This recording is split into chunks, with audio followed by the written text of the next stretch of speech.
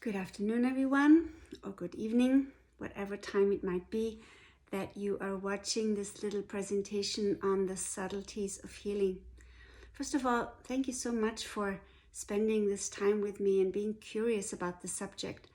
As an acupuncturist, this is a conversation that I have with many of my clients. Obviously, one of the things that I do is I put these tiny little needles into people and they direct energy. And that's a pretty subtle way of moving energy. And, I have been looking into and studying and exploring different kind of healing techniques and yoga for over 40 years. And one of the things that I have seen that many of the principles that they apply are actually very similar to some of the principles that we find in quantum physics and in quantum healing. And so I find that's very interesting, and I wanted to talk to you a little bit more about that. So one of the things that I would like to say first and foremost is that we tend to underestimate the potential that we have as humans to heal ourselves. I would love to be part of changing that narrative and help all of us explore the incredible potential that we have as human beings. When we look at quantum field theory, then we see or we understand that we are part of a unified field of energy.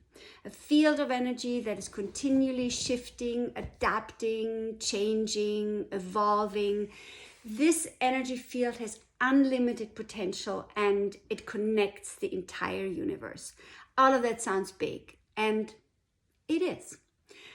One of the scientists that I follow very closely, even though I don't understand everything that he's talking about, is Nassim Haramein. And he says that we are forever exchanging energy with this particular field.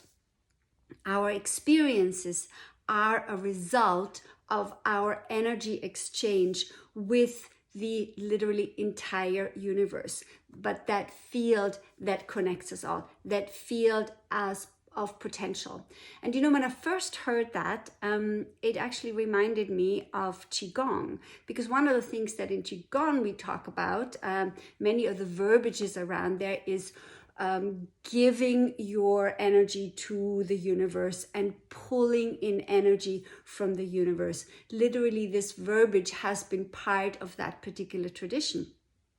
And also when it comes to yoga and when we learn about the different chakras and we learn about, for instance, the Ajna chakra, which is associated with the pineal gland, we learn about how our light literally can receive information from the edge of the universe. And if you ever see me looking away from the screen, part of it is also because I'm referring back to my notes, because there's a lot of things that we want to talk about, and I don't want to get too sidetracked here, and give you a lot of information, concise, but in a very precise manner. So we were at the energy field, at the quantum energy field. So the thing about this energy field is it's not just all around us. We are part of it. It is also within us. And when we take a closer look at ourselves, we actually see that we are mostly space. That's right, mostly space. Apparently, 99% of what we are is actually space. There is a bit of denser frequency, and that gives us the illusion of solidity. But it is those denser frequencies are like little spinning particles that are like a little mini universe of spinning stars. And there are some traditions that call the humans star seeds. And I always find that interesting, because from that perspective, this would actually be a very, very accurate description. Albert Einstein says that what we call matter is energy whose frequency has been lowered so as to be perceptible by the senses. There is no matter, there is only energy. Well, you might ask, what does that have to do with the subtleties of healing? Very much, because when we look at human being as a more or less dense bundle of energy, suddenly we also understand that some of the most subtle approaches, the ones that can literally fill the space between those spinning vortexes, when we fill that space with a vibration, that then gives that field, that energy field, direction. So let me explain a little bit more. One of the threads that we see in all of the ancient traditions, as well as in yoga, as well as even in mathematics, is the idea of 5 elements. In yoga, we say that when those 5 elements are balanced within the body, then we are healthy. And those 5 elements, you're all very familiar with them. We have fire, we have water, we have earth, we have wind or metal, and we have ether or air. And these 5 elements show up everywhere. Plato, the ancient scientist, mathematician, philosopher, he was actually the first one that created sacred geometry around those 5 elements. He found that there are 5 geometric 3-dimensional shapes with equivalent faces that fit into a sphere. There's only 5 of them, and he associated every single one of them with a particular element in the body. So this was the first time that sacred geometry, or what now we refer to as sacred geometry, in those days it was simply geometry, was associated with the 5 elements. And in Ayurveda, for instance, we base those 5 elements and a combination of those 5 elements on our 3 doshas, the 3 constitutions. And in Chinese, Thai, and Tibetan medicine, the understanding of the 5 elements is very much used in the treatment of the patients, the people that we work with. Each one of those 5 elements is associated with an organ system and expresses itself through a sensory organ. We can hear, we can see, we can touch, we can smell, and we can taste with our 5 senses. And we have a brain, which is like a relay station that interprets all those 5 senses. From a practical perspective, we can look at this in different ways. You know, I just came back from a wonderful, wonderful yoga retreat that was led by my friend Geha Gonthier, together with his beautiful partner, Anjali. And Kevin is not just a yoga instructor, he is also a musician. And one of the things that make his retreats always so very special is because he brings his gongs, and he has these big, huge gongs that he plays, that he uses brushes on, that he drums on. And those gongs have a very profound vibration that literally fill the sound, fill that empty space, fill that 99% of space that we are, and help to harmonize our being, help to harmonize our body. The way that we experience that is, of course, as tremendous relaxation and restfulness. It helps with our sleep. Actually, in the beginning, when we have a gong bath, most of us fall deeply asleep or fall into a deep healing alpha state, a similar state that we go into when we also have acupuncture needles, because the body excretes chemicals that then help us to reach those deep levels of healing and relaxation. And talking about gongs, actually, Kevin and I, we are going to be creating a beautiful event on January 2nd, which we call the Sacred Sankalpa, which is all about intention setting, where we're going to be doing some qigong and using a sound bath, and we're using spoken word and poetry, different elements, actually all of them from those 5 elements, to create an experience and help you set intentions for the new year. And for all of our clients, this is an event that will be available on Zoom. Anyway, I might see you there. But in the meantime, let's just understand that one of the things that sound is very important and very vital is in creating coherence in the body. And from the work of the Heart Math Institute, we do understand that coherence is the space that we want to create within in order to create a conscious energy field.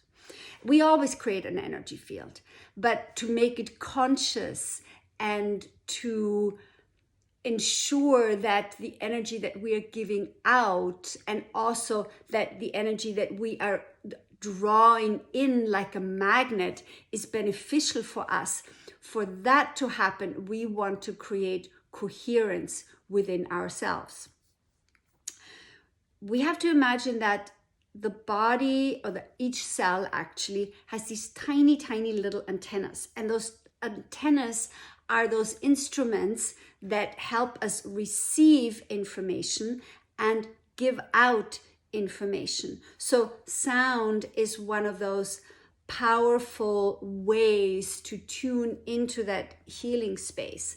And some of you that have come to see me, or that have had different kinds of treatments at Wellness on Whyte, you might be familiar with tuning forks, and you might have experienced that how those simple tuning forks placed on different parts of the body, how they can create this incredibly deep, harmonious, beautiful, relaxing state within. And some of you might be also familiar with binaural beats, which is basically a modern interpretation and understanding of creating sounds that profoundly affect the human psyche. And with those binaural beats, we can either create waves within that help us then to study better and to be focused, or on the other hand, to also help us fall asleep and become more relaxed. So sound is a very, very profound way of vibrational healing within. Then the other one that we want to look at is scent. Scent is one of those interesting ones, because scent is a sense is that we cannot edit. In other words, you either like what you smell or you don't. You cannot make yourself like it or not. This is something that is deeply instinctual and immediately affects us on a very, very profound level. And we all know how lovely it is to go into a place that smells nice, how everything begins to relax and soften and open, and how we also contract when we go by places that where the nose feels a little bit insulted because we get a whiff of something that is not pleasant. So consciously working with sound can be very, very rewarding. We can create an environment that can support our body, that can support our mind to be more harmonious, receptive, focused, clear, and also help us again with our sleep. So literally balancing sympathetic and parasympathetic nervous system. Now, the way that we experience scent is obviously through our breath. So the breath is another aspect of this particular element and sensory organ. In yoga, we say, let the breath untie the body, meaning that with our simple asanas, our simple postures is how we create relaxation and again, coherence. And as well as pranayam. Pranayam has been a practice, not just in yoga, but in different variations, also in Tai Chi and in different kind of martial arts, that is very, very important to focus your energy and create profound changes in the body. In Tibetan medicine, actually, it's very, very interesting because in Tibetan medicine, when you will go to a doctor, they will often give you particular pranayam, give you particular breathing exercises, and will give you the herbs to burn or the incense to burn while you do those breathing exercises. So in some cultures, scent and breath is very much accepted as a healing modality. Of course, one of the most obvious and subtle healing modalities is touch. We all know about touch, and we know how pleasant it is to be touched in a way that we experience as pleasant, and to also know that how lovely it is to touch someone or something else in a loving and nurtureful way. And what a wonderful exchange that is for both people. It's interesting, the work of Dr. Bruce Lipton tells us that those little antennas that I had mentioned previously on our cells are actually different for every person on this planet, meaning that every person on this planet experiences their reality just slightly differently. I find that very, very interesting because it helps me also to understand that my perspective is simply my perspective. And in order to create harmony, it is important to allow everyone else's perspective and to find the ways together that help to create a harmonious music, so to speak. The next sense we want to talk about is taste. Well, taste, of course, there's lots to say about taste. Lots to say about taste, lots to say about food. Most of us have trained our taste buds very successfully to move out of the subtlety of taste and override it with with certain complexities that don't necessarily always help us to listen to the messages that the body wants to tell us in order to be optimally nourished, for it to function with greatest ease and with greatest health. But either way, the function of taste can become a powerful tool for healing, to savor simple foods and to savor these delicious foods can be a very important part of our healing journey.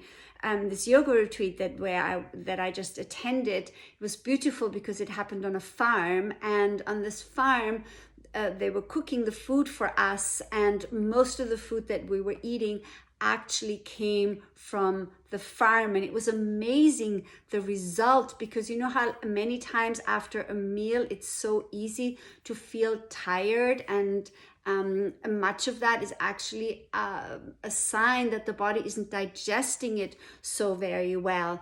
But this food was so nourishing that one truly felt energized after the meal. As you might know, in the last 20 years, lots of discovery has been made about the importance of the microbiome, those microorganisms in the soil that then also feed the plants, the fruit, the vegetables that we eat. And the research has shown the very direct correlation of these nutrients in the foods that we consume, and how that is important then for the health of our gut. And the health of our gut is important because the gut is considered our second brain, and we have discovered that a balanced intestinal health will lead to a balanced state of mind. Virtually every discovered neurotransmitter is present in our gut, and every hormone that affects the brain is made or regulated by the gut. The imbalance of microbes and gut bacteria in the body is linked to many, many brain dysfunctions like Alzheimer's, depression, anxiety, all sorts of addictions, and many, many other modern diseases. So to find and to connect to this gut health by strength, by eating the right food and reducing the intake of glyphosates indirectly through food that has been grown with chemicals and with and fields that have been sprayed with many of the common weed killers. All of those culprits literally interrupt the information that we might get from the foods that will help us create this wonderful, wonderful gut health, and will help us.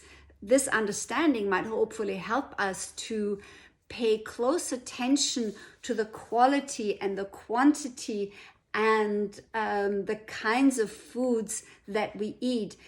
It's very interesting that the microbiomes in the places where we live is actually very helpful to our immune system. It's interesting that the soil is smart in that way. So the one thing that we haven't talked about yet is vision.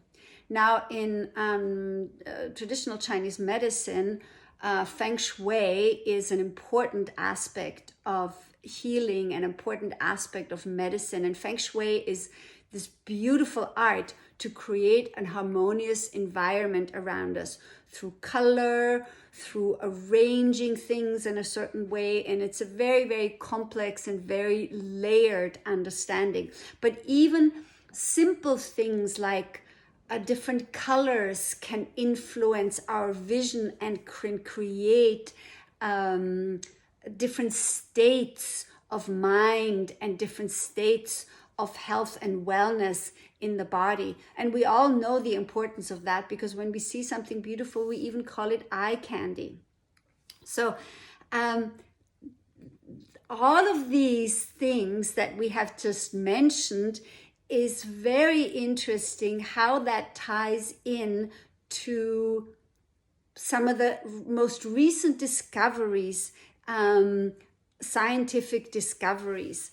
You know, in recently there was an article in Scientific America, and they talk about the electric cures via the vagus nerve. And the electric cures is not so much about, you know, putting electrodes onto the vagus nerve or anything like that, but it is creating electrical impulses in the vagus nerve through, now listen to this, this is so interesting, humming, which of course is associated with sound, color, which obviously is associated with vision, meditation and mindfulness, breath, and combining these practices with the right foods, taste, and the daily exposure of cold water, touch, as well as regular loving touch.